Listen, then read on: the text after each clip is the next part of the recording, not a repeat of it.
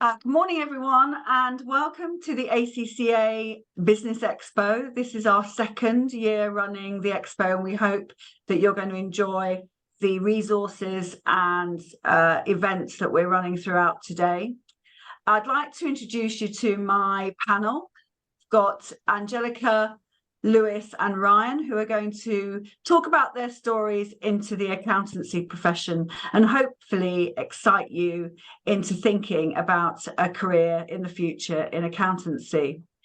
Just to let you know, the Q&A box is live, so if you'd like to post any questions, please do so throughout the session, and we will get to questions at the end. But it's good to see questions coming through as we progress through the presentations. So without further ado, I'm going to ask each of our panel members to introduce themselves and tell us a little about their story into accountancy. So kicking off, Angelica, over to you. Hi everyone, I'm Angelica, and I started my, accounting career about 5 years ago. So straight after A levels, I did a gap year where I just worked in retail, just tried to save some money and get myself a car so I could get a job a bit further out of my village. And it actually all started in my role in retail, where I thought I might want to go into career auditing.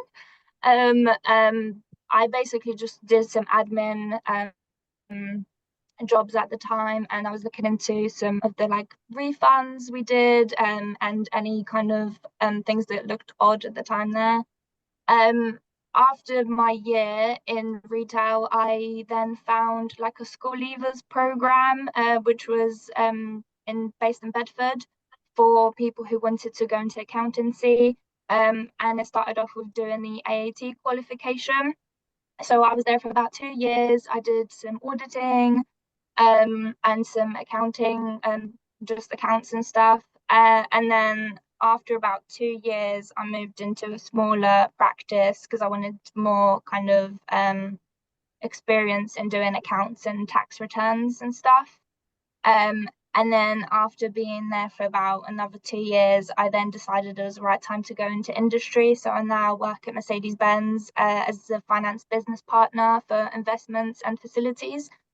So I look into all of our kind of capital expenditure, so bigger projects that we do. So at the moment, we've just finished, for example, our solar project where the entire front car park is all covered in solar panels with ports and stuff. So I was just looking into kind of how soon we'll get our money back from the investment for that, and also just the general cost of running the building. I always also used to be a cadet instructor. So I was in cadets since I was about 12. And then when I got to 18, you can either become an adult instructor or kind of just depart from that. So then I was an adult instructor until I started my ACCA, because I just needed to focus a little bit on my studies. And I've recently qualified, so it took me 5 years from AAT to ACCA, and now I've qualified in September. So now I've got a bit more spare time and I can find myself some hobbies. But yeah, that's pretty much my background. Thanks, Angelica. That's great. And then over to Lewis. Hi everyone. So I'm Lewis. So I work for a company called Johnstone Carmichael, which is probably nowhere near where any of you are. So I'm in Inverness, so it's right at the top of Scotland. Well, the UK really. So I joined Johnstone Carmichael straight from school. So I joined in 2019, so about 4 years ago now. And yeah, so my background is that I didn't really do accounts at school. I didn't even think about it, to be honest. And then in 4th year or 5th year at school, I actually did some work experience in accounts. So I went to my dad's work. I actually didn't intend to do accounts. And he worked for a construction company, but they have an accounts department. So I sort of went into the accounts department for a few days, and I really enjoyed it. So that's sort of where it sparked the career in accountancy, and I applied for some accountancy jobs. So I ended up at Johnstone Carmichael. And that's where I actually started my studies. So in 2020, September 2020, so this was during the COVID time, I started the university course, which is the graduate apprenticeship university course with Robert Gordon. So Robert Gordon in Aberdeen. So we actually do most of it online. So basically what that entails is that we do 7 hours a week. We get 7 hours a week from our employer. So in this case, Johnstone Carmichael. And we get to do all the studying within that time. I mean, I don't say do all that studying in that time, do a bit more because I learned that the hard way from the first year where I was like, oh, I can just use the 7 hours a week, but I'd probably advise not to do that. So just keep on top of your studying. And I've been doing that for 4 years now. So I'm in my 4th year, going into the tough sort of period right now. So yeah. The benefits of this is that I get a degree whilst I'm working, which I thought appealed to me most.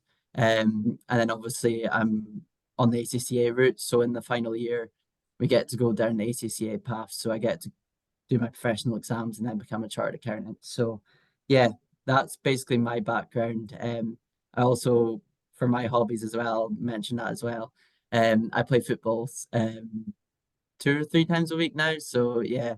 I did go through a youth program with Inverness, who's up here. So I didn't actually make it obviously as a career, but I still play it part-time in that. So there's a way to juggle both your studying and football and work. So I've done my best to do that. So as long as you find a way to do that, then and you're happy, then that's all that matters. But yeah, I found a way to do that. So yeah, that's my journey really. Thanks, Lewis. And last but not least, Ryan. Hi everyone. Yes, I'm Ryan. I work for Universal Music. I think my accountancy career started about 9 years ago, probably in a way that I wouldn't recommend, but I had a son when I was 22, was an estate agent, not a very good one. I actually don't like speaking on the phone. I don't know why I became one in the first place.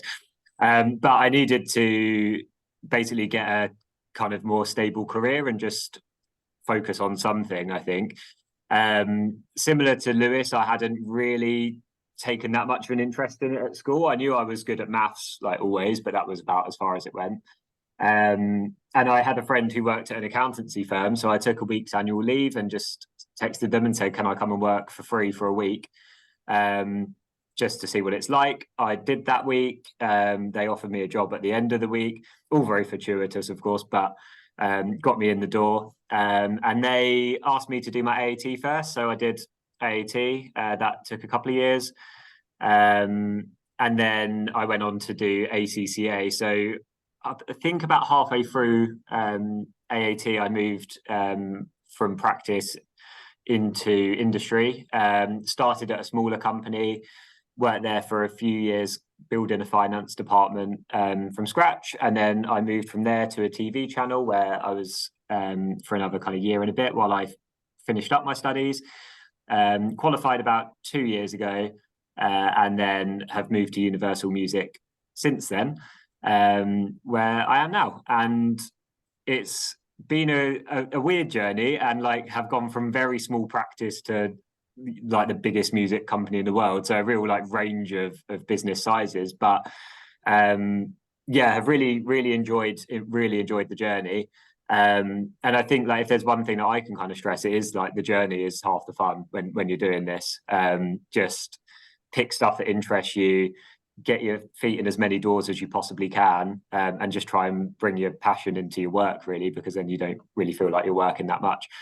And then similar to Lewis, hobby wise, I play football, go to the gym. Must admit the nightlife had to take something of a backseat for small periods of time whilst doing the exams. Got stuck on F9 for a year, which was awful, but you can juggle it. You can absolutely juggle it. And it's a real lesson just in prioritization as well. Like just get your study in, commit to a certain amount of hours a day, get it done, and then your day is your own. So learned a lot. That applies to a lot of things in my life now. So yeah, that's me. Great, thank you, Ryan. And you've preempted a question I was going to ask you. Oh, sorry. So you've said about your advice about, you know, journey is half the fun and picking something that you enjoy. What would you say, Lewis and Angelica, is your piece of advice to our audience about, you know, stepping into the world of work and careers? So Angelica, coming to you. Oh, sorry, no, Lewis, go for it. No, go for it, Lewis. Go for it. I'll just be, I mean, it sounds cliche, but just be yourself. Like, honestly, like I came in and I didn't know a thing. Like I came into an accountancy practice and I didn't know a thing about accounts. And luckily for me, this firm is so helpful with the people around me. So don't be afraid to ask any questions as well. So if you're literally unsure of anything, I just ask the person next to me and everyone's helpful. So yeah, that's how I learned best, really. So yeah, that's my best advice. Just be yourself and don't be afraid to ask questions. Yeah, that's great, Lewis. Thank you. And Angelica? I would say a similar thing. I also wasn't very like businessy or finance. I didn't do anything related to finance in school. So it comes across a little bit scary going into that world. But actually it's a lot of fun, and the people you meet on the way as well. I've made some really good friends just from work, the places I worked at. And also I'd say don't be afraid to ask questions, even if you think they might be silly, because no question is silly, to be honest, especially when you're like straight leaving from school. No one's expecting you to know stuff. So yeah, don't be afraid to ask questions. Hey, no, that's really interesting. Thank you. And I mean, we mentioned, I think it was Ryan who said he enjoyed maths, but there is a myth that you don't have to be good at maths to be an accountant. But really, from the three of you, what would you say are the key skills that have sort of taken you through your journey in accountancy? What would you say they were? And I'm going to come to Ryan first for this one. I think ironically, like maths, it will help, but it's actually not the be all and end all. A lot of accountancy now is obviously so like spreadsheet based that actually if you can acclimatize yourself with just setting up sheets in such a way to get the desired outcome, you almost don't really do any maths at all. You just populate the sheet and the rest kind of takes care of itself. So I would say not to get too hung up on that. My personal recommendation is just to, it's kind of similar to Lewis, but I think personality gets you in the door. You've got to consider that. I mean, I can only speak from, say, Universal, but any job, you're getting hundreds of applicants and all of them are ACCA qualified, or you know, an equivalent. So it's really you that is going to set you apart. And a lot of that is just being willing to be vulnerable, to say that you don't know something. Like Lewis said, you have to ask the person next door. You have to kind of leave imposter syndrome at the door a little bit, because you will potentially feel like you should know an answer, even though you still need to ask the question, but that's fine. Everyone does that. And I think if I could just share, like when I walked in on my first day at Universal, my manager now sat me down and just said, like, be calm, because no one knows what they're doing. But like, well, no one knows the complete picture, but everyone will know a little piece of the puzzle. And you can just, as long as you know who that person is, you can go around and just be authentic and be confident and just find out. And then, you know, for next time. So yeah, I think personality is like your biggest thing. Your personal brand is what will get you through your career. Yeah. Great, thank you. And coming to you, Angelica, what skills would you say have sort of stood you in good stead? So going back to the maths thing, I wasn't great at maths at school. I didn't do A-level maths. I got C at GCSE maths, so I'm not like a maths wizard or anything like that. If you know your basic maths, that should get you through. I mean, I've qualified now, so I'm here. Must be okay. I'd say like communicating with people. A lot of the work I do is just finding out. It's not just stuff I know, it's just finding out from other people and trying to pull the picture together yourself. So I'd put communication is an important one. Great. And last but not least, Lewis? I'd probably just agree with the same. I think communication is probably a big part of it.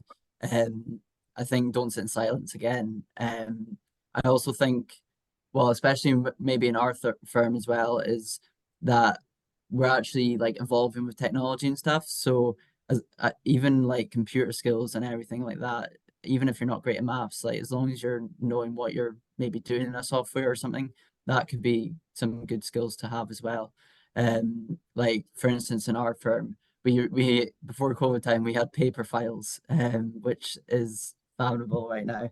And we moved on to a software called Silverfin, which is all on the cloud base. And it's actually really good for someone that's coming in from school because they're actually just learning straight from a cloud-based software rather than having to write everything down. And I think that could help as well. I know it's not the be all and end all, but it's some good skills to have. Yeah, I'd Thank probably say you. yeah. Good. And so maybe to excite some of the people in the audience, it would be good to hear what a day in the life is like for you at your organisations. And so maybe Angelica, you could just describe what your day-to-day activity would be. That would be really helpful. Okay, so well, first things first, I go for a coffee downstairs in the coffee shop because I can't start my day without it. So a few of us just go down, get coffee, have a little catch up in the morning. A lot of my work now is meeting based because I'm a finance business partner. I have a lot of business partners in the business from different areas who I deal with a lot. So a lot of meetings for me, which I enjoy because I love talking to people. And then some investment papers which I mentioned before, so just looking into kind of payback periods and stuff of how fast we'll make our money back on projects. So there's some like calculations and stuff on Excel and things like that. And then I'm involved, I've got like a month-end process as well. So I do some month-end is probably the busiest period for us, but it's literally 2 or 3 days where everyone's just really busy and cracking on. But there's a lot of tasks involved in that, just calculating some things that I need to post. But that's pretty much it in a nutshell. And I mean, I would fair to say that you're having to speak to a lot of people, so building trust with those colleagues and across the business, being easy to do business with, I would say. Would you agree with that? Yeah, definitely. I mean, I deal with people that aren't finance or don't have any finance background. So if they need any financial help for their area, I'll be their contact. So they'll come to me with whatever ideas they've got, investments or not investments, or my main job is just to cut costs in my areas that I deal with. So any ideas I can propose that they can propose, we kind of look into that, how we can work as efficiently as possible and save some money. Okay, so bringing the numbers to life for people that are not in finance, so important as a business partner. And Ryan, what about the day in the life of Ryan then? What's that like? So my role here, I guess to start with, is I'm the label finance manager. So I work with all the labels that sit under Universal in the UK. They've got their own finance department, so it's a lot of liaising with finance directors, financial controllers of each record label. I think there's about 8 or 9 that I work with total. And then I also head up our credit control. So I work with people in the UK, like all the different business areas, I guess, that we can invoice out of. I've got a team in Mumbai that work on the label finance side of my role, and I've got another team in Mumbai that work on the credit control side of my role. So I think there's about 26 or 27 or so people in Mumbai, and then 3 people in the UK that I manage, as it were. So a lot of time spent on Zoom and on calls out there. Similar to Angelica, also a fair amount of time, especially in the morning, getting coffee. It's a bit of a networking game, really. When you've got so many record labels, they all want obviously theirs to be the priority, and their priorities to be your priority. So it's a lot of priority juggling, a lot of trying to identify if 5 of them are asking for the same thing. Okay, well, that's probably something that we can look to like develop centrally and roll out to all 9 of them. and really just try and stop it being a situation where like let's say like Polydor and EMI, because they're probably the biggest two, end up with everything purely because they kind of like need the most because they're bigger, and trying to make it like a level playing field for everyone. So lots of that. Actually, not all that much accounting, if I'm honest with you, but it's really helpful to have the background knowledge when you're doing this stuff of like, okay, well, what does that do when I do it? What's the knock-on effect? But mostly a lot of like relationship management, a lot of like automation projects. So similar to what Lewis was saying with moving with technology and stuff, like obviously with Power BI and all the different AI advancements, just looking at how we can get that stuff to be like, okay, is it worth anyone's time sitting typing 100 numbers into a spreadsheet, or can we just get that sheet pre-populated with everyone and then start making reports off the back of it? So I find that kind of stuff a lot more exciting. And so yeah, that's kind of a day in the life, but Brilliant. they're never the same.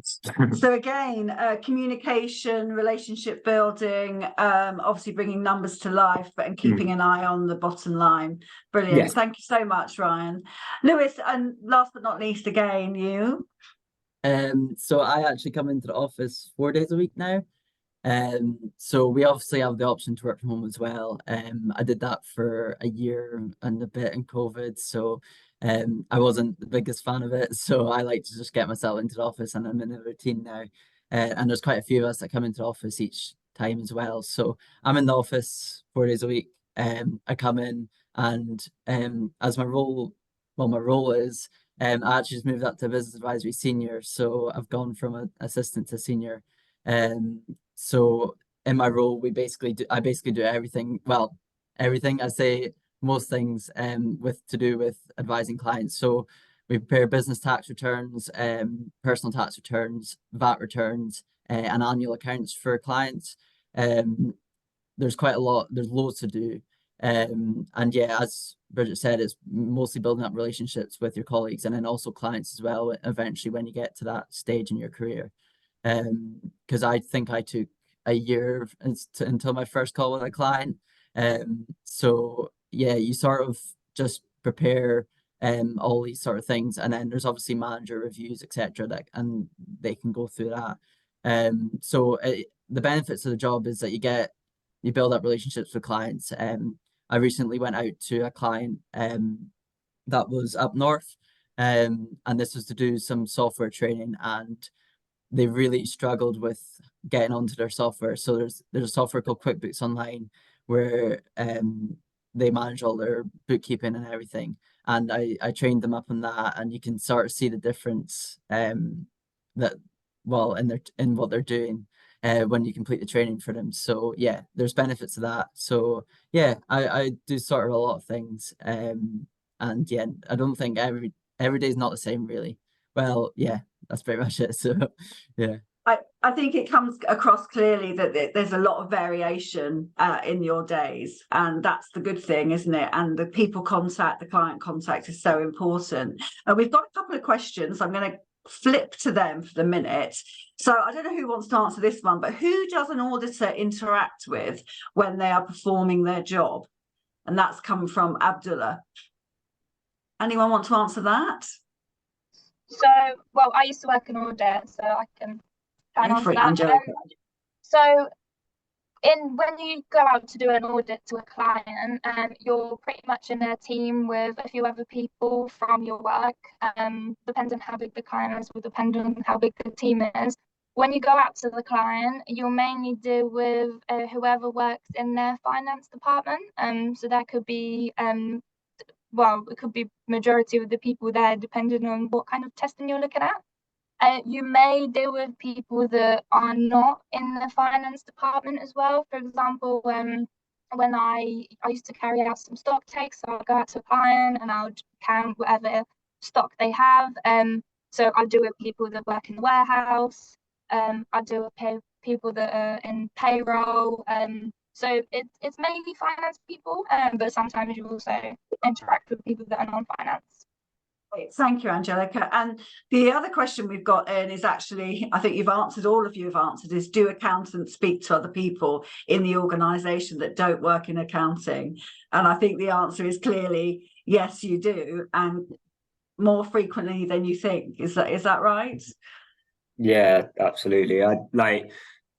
Obviously you will tend to need to speak to other accountants just like for the sake of completing your work, but there's so many opportunities at every business I've been at to work with other departments. Like if you're in industry, you're always going to have like budgets, or like you'll need to know what the projects are that people are working on, or like even like right down to really basic stuff like doing their expense claims or whatever it may be. So yeah, the business partnering part of it is kind of the more fun side. It's where you can pick up on all the context on around your role and like what those bills or invoices might be that you see, like where they're coming from and where the project is. And I think that's like the exciting part. Like you can go and have a chat with someone who spent the morning with like Stormzy, and I've been sat there on the phone to Mumbai or something. So like you have like way more exposure to the wider business from speaking to other people. And like again, going back to that personal brand thing, like no,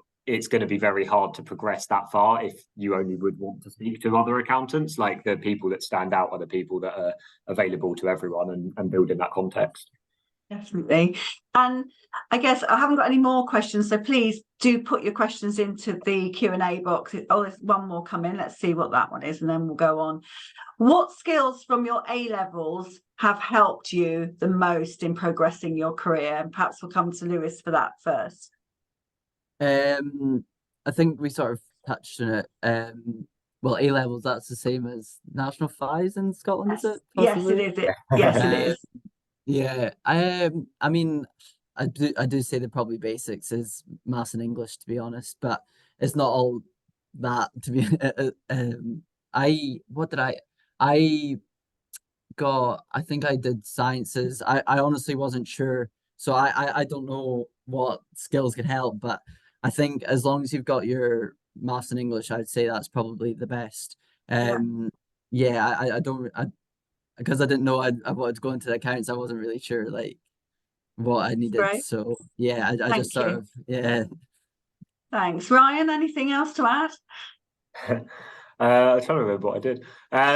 So I think mainly like what I got out of it. So I went through school as like a reasonably intelligent kind of person, but you get a lot of kind of smoke blown up you from being intelligent, I guess. And I kind of thought, especially after GCSEs, that I could kind of just rock up and just like, you're always going to do okay. So I think actually like rather than being subject specific, it was more just about the fact that like there are a lot of smart people out there, and it's the ones that actually like put the work in that will get places. So yeah, it was more of just a lesson in like actually needing to knuckle down. Came in especially during ACCA, like I've never found something kind of more challenging. But then when you actually do it and you're like you see every exam has like the pass rates of them, and you're like, okay, well I've really like that's my reward for the work. So yeah, it was just a bit more of a lesson in application than anything, I would say. Yeah, sorry, I was gonna say like I think more the routine of studying probably gets you. It's like getting into a routine within when you're in school will help you later on in life. Like I realized that oh, I need when I went back to obviously well, I didn't study for a year when I came out of school because I didn't start my course till 2020. But then when I went back into it, I was like, oh, my study methods from when I did in school helped me when I did my studying for my degree. So yeah, I think that's really honest. Probably the best. Yeah. Thank you. And Angelica? I'd say it's a similar kind of thing. I think, well, related to my subject, I didn't do any finance stuff, but a lot of my subjects were essay based and a lot of like analysis. I think the analysis skill that's helped me a lot. But as for just generally, I think having the routine of studying, that I would say the same as Lewis and Ryan. Well, I mean, we are at 10:29 now. Our half an hour has literally gone in a flash. I'd really like to thank everybody for listening to us. I think our panel have been very insightful, very honest and enthusiastic. So I'd like to thank Angelica, Lewis and Ryan for their time, and for you for listening. And I think if you take away anything, I think that you should hear the message that accountancy isn't boring. It's very flexible. It's all about relationships, not necessarily about the math, but you do have to knuckle down and get on with your studies. So with further ado, I'd like to thank you for attending and wish you a good morning. So take care and goodbye. Thanks. Thank you. Thank you very much.